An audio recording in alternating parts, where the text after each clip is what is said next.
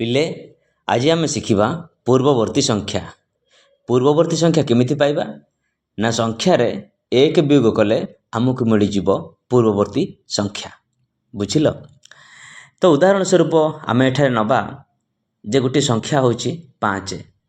କେତେ? ନା 5। 5ର ପୂର୍ବବର୍ତ୍ତୀ ସଂଖ୍ୟା ଆମେ କେମିତି ପାଇବା? ନା 5ରେ 1 ବିୟୋଗ କରିବା ବା ଫେଡ଼ାଣ କରିବା। ଦେଖ 5ରେ ଆମେ 1 ଫେଡ଼ିଲେ କେତେ ମିଳିଯାଉଛି ଆମକୁ? ନା 4।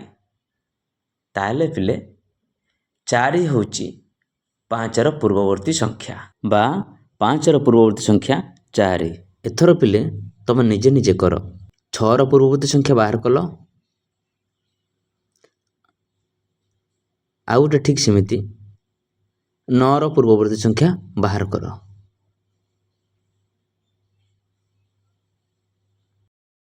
ଛଅର ପୂର୍ବବର୍ତ୍ତୀ ସଂଖ୍ୟା କେତେ ହେଲା? ଆଉ 9ର ପୂର୍ବବର୍ତ୍ତୀ ସଂଖ୍ୟା? Very good.